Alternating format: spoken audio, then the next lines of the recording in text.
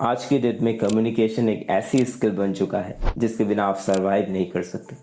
हर जगह आपको कम्युनिकेट करना पड़ता है, चाहे वो क्लासरूम के फ्रेंड्स के साथ हो या फिर प्रोफेशनल लाइफ में अनजान लोगों के साथ। ऐसे में अगर आपको ठीक से कम्युनिकेट करना नहीं आता तो आप जिंदगी की रेस में बहुत पीछे पड़ जाओगे। आज मैं आपके साथ कुछ ऐसे प्रैक्टिकल टिप्स शेयर करने वाला हूँ जो आपकी कम्युनिकेशन स्किल को इंस्टेंटली इम्प्रूव कर देंगे। तो चलिए शुरू करते हैं। Number 1, fear of judgement.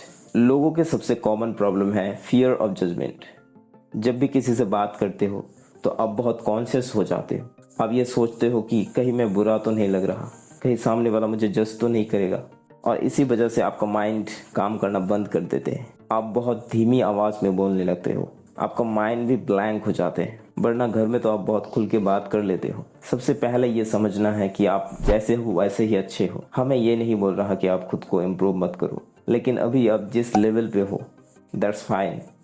आपको डरने की ज़रूरत नहीं है, आप इतने भी बुरा नहीं हो। और ऐसे भी अब जिससे बात कर रहे हो, चाहे वो एक है या फिर 50 लोग हैं आपके सामने, वो भी कोई महान लोग नहीं है, वो भी आपकी तरह नॉर्मल इंसान है। सो बी ऑथेंटिक। मे बी आपको अच्छी तरीके से बोलना नहीं आता, कोई बात नहीं।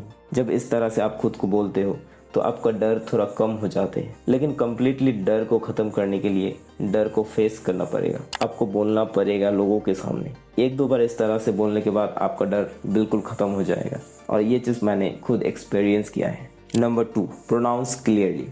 जो लोग बहुत जल्दी जल्दी बोलते हैं, अब नोटिस करना, वो लोग बहुत सारे वर्ड्स को गलत प्रोनाउंस कर लेते हैं और उनको पता ही नहीं चलता। हो सकता है ये गलती आप भी कर रहे हो, इसलिए क्लियरली बोलने की कोशिश करो।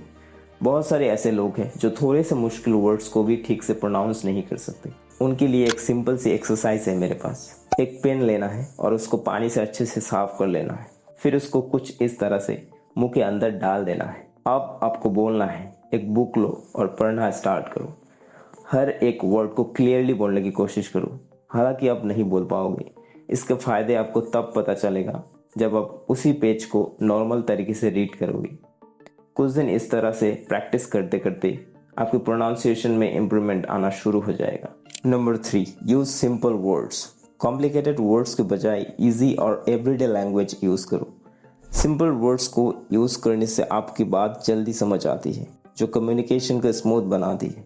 यहाँ पे बहुत से लोग ये एडवाइस करते हैं कि आप डिफरेंट और यूनिक वर्ड्स का यूज़ करो, और वो ये कहते हुए नेटिव स्पीकर्स का एग्जाम्पल देते हैं। लेकिन यहाँ पे प्रॉब्लम यह है कि वो लोग ऑलरेडी एक पर्टिकुलर लेवल पे है। उनके लिए ये एडवाइस में भी काम करे, लेकिन एज अ बिगिनर आप अगर ये चीज़ करने जाओगे तो आप बहुत फेक लगोगे, आप स्मूथली कम्युनिकेट नहीं कर पाओगे। That's why use simple words.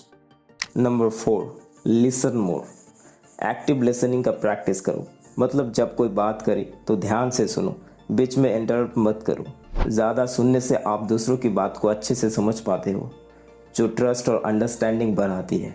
Number 5, speak like a story. अपनी बात को इंटरेस्टिंग बनाने के लिए स्टोरी की तरह बोलने की कोशिश करो। एग्जाम्पल्स और पर्सनल एक्सपीरियंस शेयर करो। इस तरह से बोलने से लोग आपकी बात को ज़्यादा इंटरेस्ट के साथ सुनते हैं और याद भी रहते हैं। Number 6, learn English.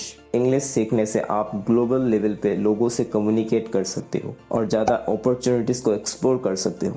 बस यही नहीं, इंग्लिश आपके कॉन्फिडेंस को भी बूस्ट करेगा। कई लोग ऐसे हैं जो इंग्लिश ना बोल पाने की वजह से कॉन्फिडेंट नहीं है। उनको डर है कि कहीं इंग्लिश में कोई उनको सवाल करे तो वो क्या जवाब देंगे। इंग्लिश सिर्फ एक लैंग्वेज नहीं बल्कि एक स्किल भी है जो हर किसी को आना चाहिए। इंग्लिश सीखने के लिए डेली प्रैक्टिस करो, इंग्लिश बुक्स पढ़ो, मूवीज़ देखो और बोलने की प्रैक्टिस करो। Number 7, improve accent. कोई भी लैंग्वेज में accent is the most important thing. अच्छी एक्सेंट से आपकी कम्युनिकेशन क्लियर और प्रोफेशनल लगती है, जो दूसरों पर अच्छा इंप्रेशन डालता है। एक्सेंट इम्प्रूव करने के लिए नेटिव स्पीकर्स को सुनो, उनके प्रोनाउंसिएशन को सुनो और डेली प्रैक्टिस करो। Number 8, practice writing. रोज़ थोड़ा लिखने की प्रैक्टिस करो, चाहे डायरी हो, ब्लॉग या आर्टिकल्स, कुछ भी हो सकता है। राइटिंग प्रैक्टिस से आपकी सोचने और एक्सप्रेस करने की एबिलिटी इंप्रूव होती है, जो ओवरऑल कम्युनिकेशन को एनहांस करती है। Number 9, show respect. हर किसी से पोलाइटली बात करो, उनकी बात को ध्यान से सुनो और अपना व्यू पोलाइटली शेयर करो। रिस्पेक्ट देने से आपके रिलेशनशिप स्ट्रांग बनते हैं और लोग आपके साथ अच्छा फील करते हैं। कभी फेक रिस्पेक्ट दिखाने की ट्राई मत करना। लोग आपकी गलत इंटेंशन को समझ जाते हैं। Number 10, don't forget basics.